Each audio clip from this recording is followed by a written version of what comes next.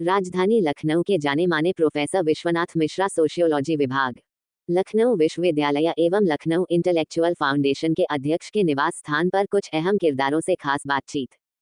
Professor ID Tiwari भूतपूर्व विभागाध्यक्ष कुलसचिव ने अपनी बात रखी।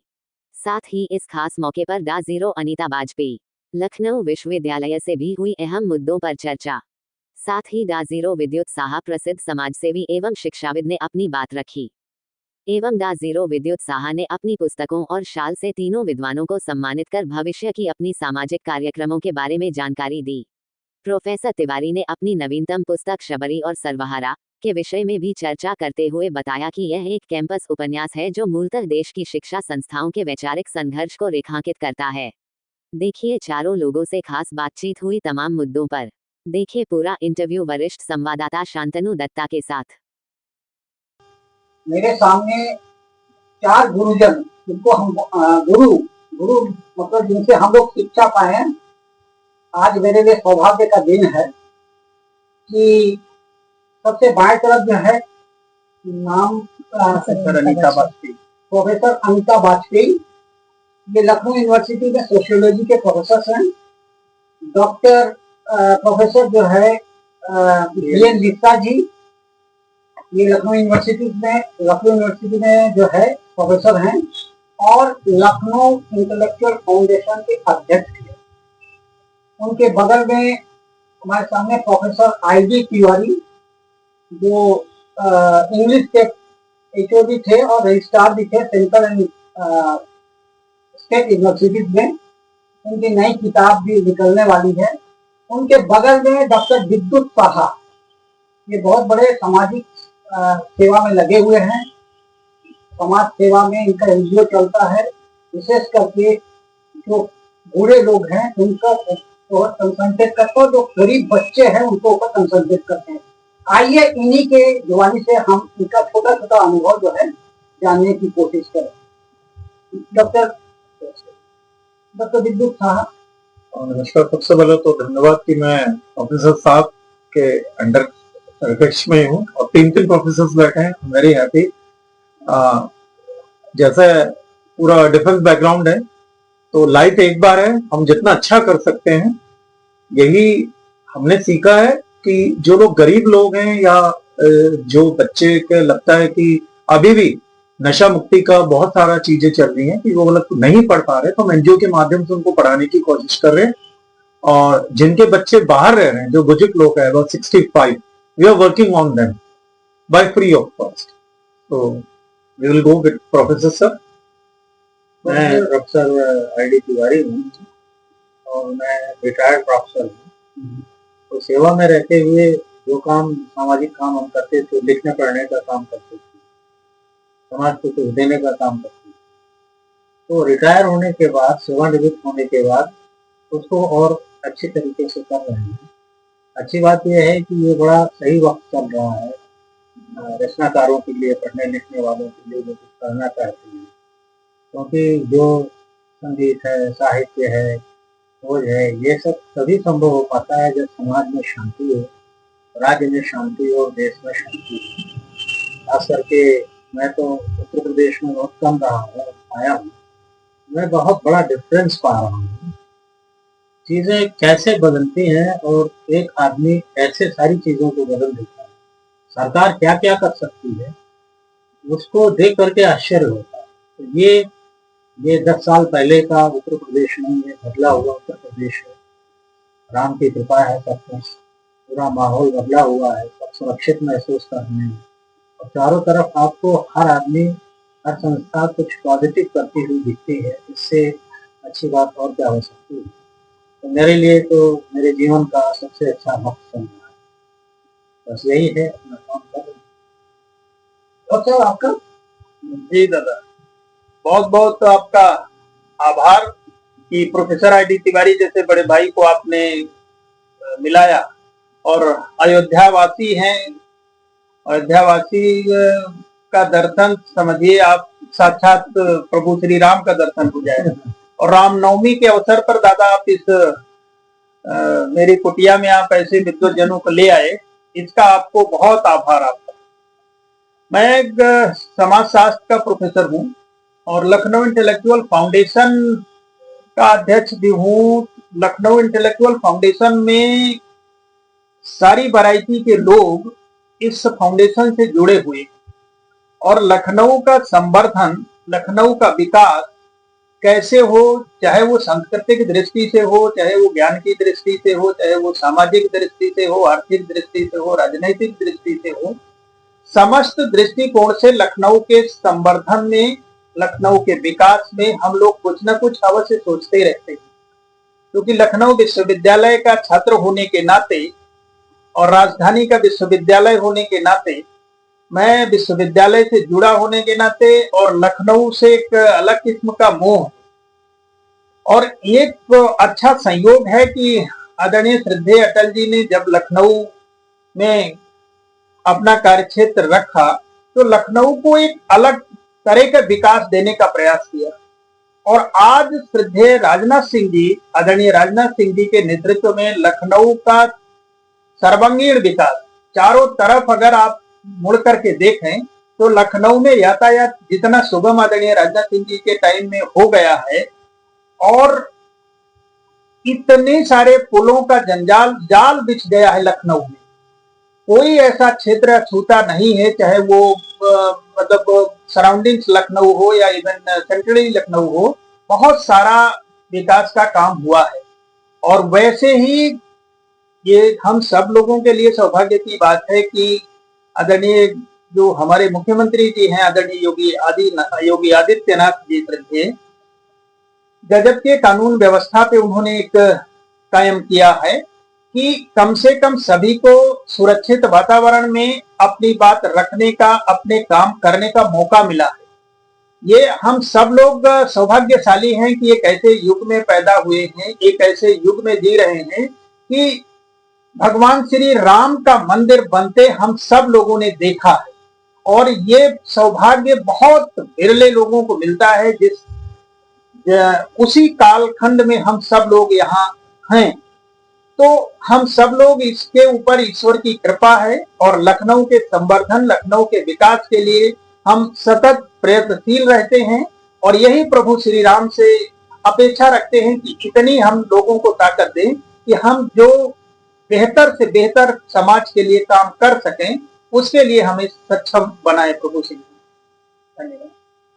मैडम, आप थोड़ा बताइए, योगी जी के राज में आपको कैसा महसूस हो रहा है? कानून व्यवस्था बिल्कुल, मतलब हम लोग महसूस कर रहे हैं कि हर आदमी सुरक्षित है। रात में भी हम 2 बजे, 2:30 बजे, 3 बजे भी निकलते हैं तो चारों तरफ का माहौल जिस तरह लगता है, मतलब निर्भीक होकर जिसे निकलना कहते हैं, निडर होकर। कभी चारों तरफ अब बिल्कुल लगना बंद हो गया, मुझे लग रहा है इतने वर्षों में कि हाँ किसी भी वक्त जाना आना। मैं तो अक्सर ऐसे और टाइम में भी जाती हूँ, निकलती हूँ, तो मतलब कोई जरूरत है, पेरेंट्स हैं मेरे ओल्ड, तो मैं जा रही हूँ, तो मुझे कभी ऐसा नहीं लगा कि मैं आधी रात में जा रही हूँ तो मुझे किसी के साथ की जरूरत है। बहुत मतलब कानून व्यवस्था को लेकर जो चारों तरफ वातावरण बना है वो वास्तव में मतलब काबिल तारीफ है कि हाँ इसी तरह का होना चाहिए, क्योंकि इसी को मॉडल बना के और सारे स्टेट भी इस तरह की व्यवस्था करने की मांग करने लगे हैं। सभी चाहते हैं कि ऐसी ही व्यवस्था उनके यहाँ भी हो। तो ये वास्तव में हम लोग ब्लेस्ड हैं कि हमें ऐसे मुख्यमंत्री मिले हुए हैं जिनके राज्य में हम हैं यहाँ पर, और चारों तरफ महिलाएं और सब सुरक्षित हैं और ऐसा महसूस कर रहे हैं कि हाँ इस तरह से मतलब एक कुछ समय के बाद शायद ये धारणा ही बदल जाए कि लड़कियों को रात को में जाने से रोकना है या लड़कियों को रात में नहीं निकलना चाहिए। अगर ऐसे ही माहौल रहा तो जो बच्चे इस दौर में बड़े हो रहे हैं वो इन चीजों से एकदम अलग हट कर बड़े होंगे कि हाँ रात के समय लड़कियों का निकलना किसी समय में मना भी हुआ करता था, क्योंकि छोटे बच्चों को आइडिया नहीं है। हम उनसे ये नहीं कहते कि रात हो रही है, कहते हैं हाँ बेटा टाइम से आ रहे हैं जा रहे हैं, लेकिन कभी डर वाली बात या ये उनके सामने नहीं आ रही है। और बाकी तो एक टीचर होने के नाते समाज का इसकी स्थापना तो प्रारंभ हो गई है, हुई नहीं। तो ये अगर में कोई यकीन नहीं कर सकता कि हमने तो वो वक्त भी देखा है कि आप 10 बजे रात को नहीं निकल सकते। बिल्कुल, आप 10 रुपए की छीनने के लिए आपको जो कोई चाकू मार देता था, कुछ भी कर देता था।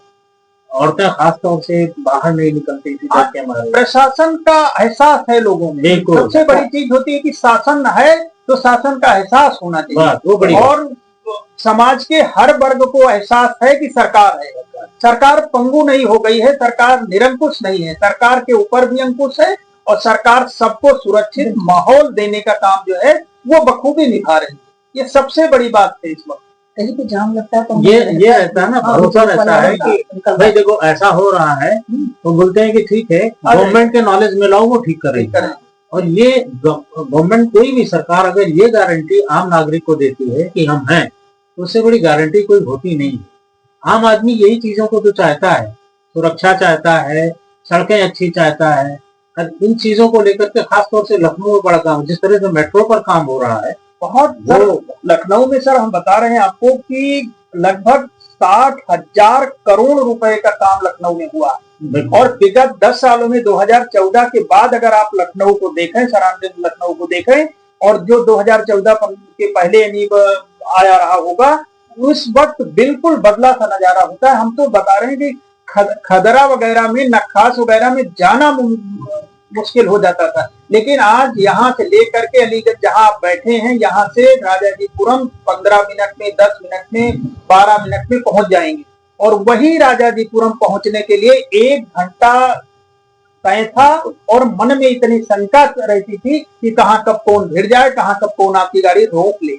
लेकिन ये जो भयमुक्त वातावरण पैदा हुआ है, सबसे बड़ी जो बात है, ये सरकार की उपलब्धि है। इसकी क्रेडिट मुख्यमंत्री को जाना चाहिए, मुख्यमंत्री को क्रेडिट इसकी, राजनाथ सिंह जी को क्रेडिट इसकी, जो लखनऊ का सांसद जो इतना प्रभावशाली व्यक्ति है, जो देश की राजनीति देख रहे हैं, लेकिन फिर भी लखनऊ पे बराबर हर वक्त फोकस रहता है, हर वक्त उपस्थिति लोग महसूस करते हैं।